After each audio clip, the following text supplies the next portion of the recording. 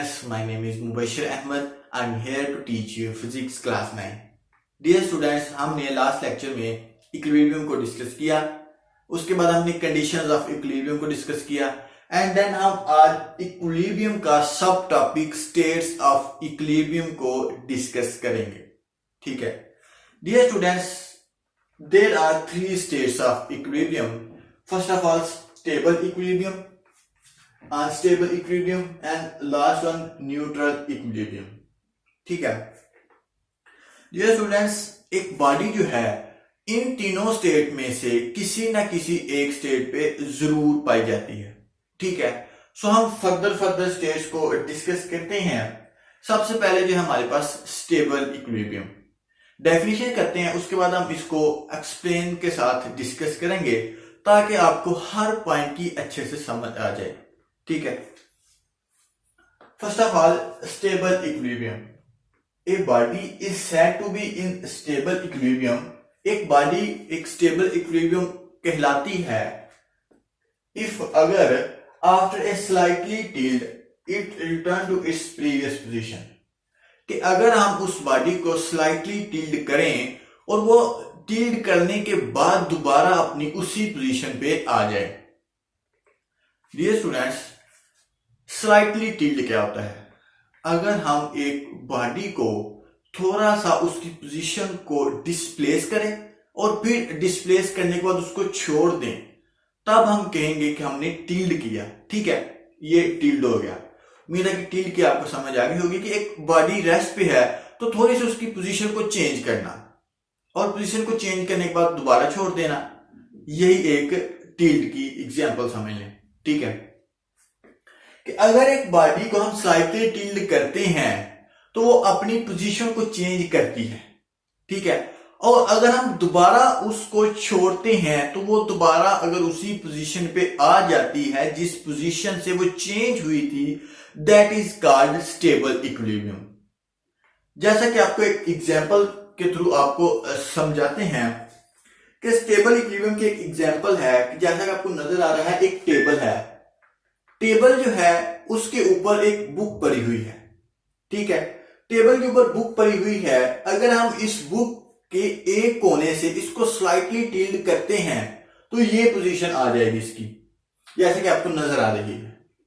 ठीक है इसका मतलब ये है कि एक बुक को हमने एक स्लाइटली टिल्ड किया एक कॉर्नर से, और स्लाइटली टिल्ड करने के बाद अगर हम उसको दोबारा छोड़ेंगे तो वो दोबारा अपनी उसी पोजीशन पे आ जाएगी जैसा कि आपको नजर आ रही है, और this is called stable equilibrium. ठीक है उम्मीद करता हूं कि आपको स्टेबल इक्विलिब्रियम की अच्छे से समझ आ गई होगी. ठीक है अब हम मजीद नेक्स्ट पॉइंट को डिस्कस करते हैं. When A body is in stable equilibrium, जब एक बॉडी स्टेबल इक्विलिब्रियम में होती है, it's centre of gravity is at the lowest position. उसका सेंटर ऑफ ग्रेविटी उसके लोएस्ट पोजीशन पे होती है. ठीक है अगर एक बॉडी स्टेबल इक्विलिब्रियम में है तो उसका जो सेंटर ऑफ ग्रेविटी है वो उसके लोएस्ट पोजीशन पे है. ठीक है उम्मीद करता हूं कि इस पॉइंट की भी आपको अच्छे से समझ आ गई होगी. व्हेन नेक्स्ट पॉइंट है कि व्हेन इट इज टिल्ड, जब इसको हम टिल्ड करते हैं, इस सेंटर ऑफ ग्रेविटी राइजेस, उसका सेंटर ऑफ ग्रेविटी राइज कर जाता है. जब हम एक बॉडी को टिल्ड करते हैं, जैसा कि हमने यहां पे बुक को टिल्ड किया था, तो इसका सेंटर ऑफ ग्रेविटी क्या है, राइज कर जाएगा. ठीक है it returns to its stable state. अगर वो स्टेबल स्टेट में आएगी कैसे, by lowering its centre of gravity. अगर वो दोबारा उसी पोजीशन पे आएगी, स्टेबल पोजीशन पे आएगी, तो उसे अपना जो सेंटर ऑफ ग्रेविटी है उसको लोएस्ट करना पड़ेगा. क्या उस सेंटर ऑफ ग्रेविटी को लोएस्ट करना पड़ेगा जिससे हमने टिल्ड किया और वो राइज हो गया, उसी को लोएस्ट करना पड़ेगा. ठीक है और ये स्टेबल इक्विलिब्रियम के पॉइंट्स हैं. ठीक है डियर स्टूडेंट्स, अगर किसी भी पॉइंट की इस लेक्चर में नहीं समझ आती तो प्लीज आप कमेंट करके जरूर पूछिएगा, मैं आपको रिप्लाई दूंगा. एंड लास्ट में पॉइंट है स्टेबल इक्विलिब्रियम का, वो है कि एक body remain in stable equilibrium. एक बॉडी स्टेबल इक्विलिब्रियम में रहती है कब तक, एज लॉन्ग एज, जब तक the centre of gravity acts through the base of the body, जब उसका जो सेंटर ऑफ ग्रेविटी है वो बेस करे, उसका जो सेंटर ऑफ ग्रेविटी है वो एक्ट करे base of the body, body की बेस पे एक्ट करे, तब तक उसका जो सेंटर ऑफ ग्रेविटी है, जो बॉडी है, वो स्टेबल में रहेगी, स्टेबल इक्विलिब्रियम में रहेगी। बेस ऑफ द बॉडी, इसकी आपको एक एग्जांपल देते हैं ताकि आपको इसकी समझ आ जाए कि बेस ऑफ द बॉडी होती क्या है। लेट्स सी कि जैसा कि आपको एक डायग्राम नजर आ रही है, इसमें एक ब्लॉक है, वुडन ब्लॉक है, और एक पॉइंट नजर आ रहा है जी। उस पॉइंट से वर्टिकली लाइन ड्रा हुई है और वो वर्टिकली लाइन लाई कर रही है इसके बेस पे, वर्टिकली लाइन लाई कर रही है इसके बेस पे। हमने इसको अब स्लाइटली टिल्ड किया, इसको स्लाइटली टिल्ड किया, तो इसका जो सेंटर ऑफ ग्रेविटी की जो वर्टिकली लाइन है थोड़ी सी राइज होगी। जरा गौर से देखिएगा, इसकी जो सेंटर ऑफ ग्रेविटी की जो वर्टिकली लाइन हमने ड्रा की थी, जो बेस पे लाई कर रही थी, वो राइज कर गई, वो राइज कर गई, ठीक है। लेकिन अब हम इसको दोबारा छोड़ेंगे तो ये दोबारा उसी पोजीशन पे आ जाएगी जैसा कि आपको नजर आ रहा है, ठीक है।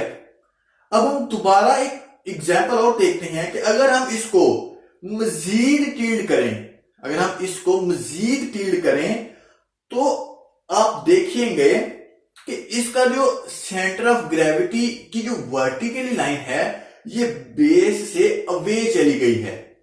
आपको नजर आ रहा है कि इसकी जो सेंटर ऑफ ग्रेविटी की जो वर्टिकली लाइन थी वो बेस से अवे कर जाएगी। बेस इसकी क्या है, ये जो डॉटेड लाइन है ब्लॉक के नीचे, इससे अवे कर जाएगी। अगर एक बॉडी इससे अवे कर जाएगी तो फॉल अवे हो जाएगी, जैसा कि आपको नजर आ रहा है। इसी पॉइंट को समझाने के लिए मैंने एक एग्जांपल ये दी थी ब्लॉक की, कि अगर एक बॉडी जो है स्टेबल इक्विलिब्रियम में रहना चाहती है तो उसका जो सेंटर ऑफ ग्रेविटी है वो एक्ट होना चाहिए बेस ऑफ द बॉडी, उसकी बेस ऑफ बॉडी पे एक्ट होना चाहिए, तब तक एक बॉडी स्टेबल इक्विलिब्रियम में रह सकती है। उम्मीद करता हूं कि आपको इस एग्जांपल की भी अच्छे से समझ आ गई होगी, ठीक है। अब हम बात करते हैं अनस्टेबल इक्विलिब्रियम की। Dear students, if a body does not return to its previous position when sets free after a slightest tilted, it is said to be unstable equilibrium. अगर एक बॉडी को हम टिल्ड करते हैं तो वो अपनी प्रीवियस पोजीशन पे नहीं आती, जैसा कि स्टेबल इक्विलिब्रियम में आ गई थी, तो तब हम कहेंगे कि वो बॉडी अनस्टेबल इक्विलिब्रियम में होगी। डियर स्टूडेंट्स, स्टेबल इक्विलिब्रियम में ये था कि अगर एक बॉडी स्लाइटली टिल्ड करें और वो दोबारा उसी पोजीशन पे आ जाए, लेकिन अगर अनस्टेबल इक्विलिब्रियम की बात करें तो वो उसी पोजीशन में दोबारा नहीं आएगी, so this is called unstable equilibrium. जैसा कि आपको एक पेंसिल की एग्जांपल हम दें, आपको नजर आ रही है एक पेंसिल, ये इसकी जो लाइन है, जो पॉइंट जी है, इससे वर्टिकली लाइन ड्रा हुई है और ये हो रही है पेंसिल के बेस के ऊपर, वर्टिकली लाई कर रही है। अगर हम इसको स्लाइटली टिल्ड करते हैं डियर स्टूडेंट्स, तो ये क्या होगी, ये फॉल अवे हो जाएगी, ये गिर जाएगी, जैसा कि आपको नजर आ रही है। तो इसीलिए कि अगर हम इसको स्लाइटली टिल्ड करते हैं तो ये गिर जाएगी, ये एक स्टेबल पे, सो ये स्टेबल नहीं होगी, ठीक है। तो जो नेक्स्ट पॉइंट है वो है कि the centre of gravity of the body is at its highest position in the state of unstable equilibrium. अगर एक बॉडी अनस्टेबल इक्विलिब्रियम में पाई जाती है तो उसका जो सेंटर ऑफ ग्रेविटी है वो उसके हाईएस्ट पॉइंट पे होगा। जैसा कि पेंसिल आपको नजर आ रही है, इसका जो सेंटर ऑफ ग्रेविटी है इसका हाईएस्ट पॉइंट पे था, ठीक है। लेकिन ये स्टूडेंट्स हमने बात की कि पेंसिल फॉल अवे कर दी, गिर गई, तो ये स्टूडेंट गिरने के बाद उसकी सेंटर ऑफ ग्रेविटी क्या होगी, उसकी सेंटर ऑफ ग्रेविटी न्यूट्रल हो जाएगी। कैसे न्यूट्रल होगी? न्यूट्रल का मतलब ये है कि अगर हम उसको मूव करवाएं, उसको कैसे भी रोटेट करें, उसका सेंटर ऑफ ग्रेविटी चेंज ना हो। सो यहाँ पे भी जो पेंसिल है वो भी उसका जो इक्विलिब्रियम है वो न्यूट्रल इक्विलिब्रियम होगी। कैसे? कि अगर एक पेंसिल को हम जैसे मर्जी रोटेट करें जो कि जमीन पे गिर गई है, उसका सेंटर ऑफ ग्रेविटी हमेशा सेंटर पे ही रहेगा, उसका सेंटर ऑफ ग्रेविटी कभी भी चेंज नहीं होगा। ठीक है स्टूडेंट, सिंपल सी बात है। उम्मीद करता हूं कि आपको इसकी अच्छे से समझ आ गई होगी, स्टेबल इक्विलिब्रियम की और अनस्टेबल इक्विलिब्रियम की। अब हम बात करते हैं न्यूट्रल इक्विलिब्रियम की। देखें, if a body remain it's new position, एक बॉडी जो है वो रिमेन रहती है न्यू पोजीशन पे when disturbed from its previous position. अगर एक बॉडी प्रीवियस पोजीशन पे है, उसको हम थोड़ा सा डिस्टर्ब करते हैं, टिल्ड करते हैं, तो वो अपनी न्यू पोजीशन पे ही रहेगी। So it is said to be a stable neutral, is said to it is said to be in a state of neutral equilibrium, वो न्यूट्रल इक्विलिब्रियम में रहेगी। ठीक है, फॉर एग्जाम्पल आपको नजर आ रही है एक फुटबॉल नजर आ रहा है आपको। ठीक है, इसका जो सेंटर ऑफ ग्रेविटी है डियर स्टूडेंट्स, वो एक पॉइंट पे है। ये मैं तब बात कर रहा हूं कि जब हमारा जो फुटबॉल है, जो बॉल है, वो रेस्ट पे है। हमने तब इसका सेंटर ऑफ ग्रेविटी को फाइंड किया कि इसका सेंटर ऑफ ग्रेविटी सेंटर पे है। तो जब ये रोटेट हुआ, तो रोटेट होने के बाद इसकी जो पोजीशन है वो चेंज हो गई, इसकी जो पोजीशन है वो चेंज हो गई, लेकिन इसका जो सेंटर ऑफ ग्रेविटी है वो कभी भी चेंज नहीं होगा। क्यों? क्योंकि इसके चारों तरफ जो है सेंटर ऑफ ग्रेविटी सेम है, क्योंकि फुटबॉल जो है, जो बॉल है, वो सर्कल में होता है। तो इसका सेंटर ऑफ ग्रेविटी कहीं भी ले जाएं, इसका सेंटर ऑफ ग्रेविटी सेंटर में ही रहेगा। सो ये एक न्यूट्रल इक्विलिब्रियम की एग्जांपल है। ठीक है, कि अगर हम एक बॉडी को डिस्टर्ब करें तो अपनी न्यू पोजीशन पे ही रहेगी, उसका सेंटर ऑफ ग्रेविटी कभी भी चेंज नहीं होगा। अलबत्ता कि प्रीवियस पोजीशन में कभी भी नहीं आएगी, लेकिन सेंटर ऑफ ग्रेविटी की बात कर रहे हैं तो इसका सेंटर ऑफ ग्रेविटी कभी भी चेंज नहीं होगा।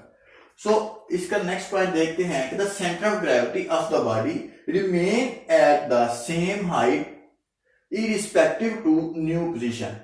इसका जो सेंटर ऑफ ग्रेविटी है ऑफ बॉडी वो रिमेन सेम हाइट पे रहेगा, वो सेम हाइट पे रहेगा, उसकी जो हाइट है वो चेंज नहीं होगी। जैसे कि बॉल है, इसकी जो सेंटर ऑफ ग्रेविटी है उसकी हाइट सेम ही रहेगी क्योंकि ये सर्कल में है। सो यही था आज का हमारा टॉपिक। उम्मीद करता हूं कि आपको इस टॉपिक की अच्छे से समझ आ गई होगी। स्टेबल इक्विलिब्रियम की एक छोटी सी एग्जांपल, अगर हम एक ऑब्जेक्ट को, एक बॉडी को स्लाइटली टिल्ड करते हैं और टिल्ड करने के बाद हम उसको छोड़ देते हैं, अगर तो वो अपनी स्टेबल इक्विलिब्रियम, स्टेबल पोजीशन पे आ गई, प्रीवियस पोजीशन पे आ गई, तब हम कहेंगे वो हमारे पास क्या है, स्टेबल इक्विलिब्रियम। अगर वो स्टेबल इक्विलिब्रियम पे ना आई, उसी पोजीशन पे, प्रीवियस पोजीशन पे ना आई, तब हम कहेंगे वो अनस्टेबल इक्विलिब्रियम है। और जब ना आए अपनी प्रीवियस पोजीशन पे और उसका सेंटर ऑफ ग्रेविटी वही रहे, तब हम कहेंगे वो हमारे पास क्या है, न्यूट्रल इक्विलिब्रियम। उम्मीद करता हूं कि आपको इस लेक्चर के अच्छे से समझ आ गई होगी, और अगर किसी भी पॉइंट पे कोई कंफ्यूजन है तो प्लीज आप कमेंट करके जरूर पूछिएगा। सो अल्लाह हाफिज, स्टे ब्लेस्ड।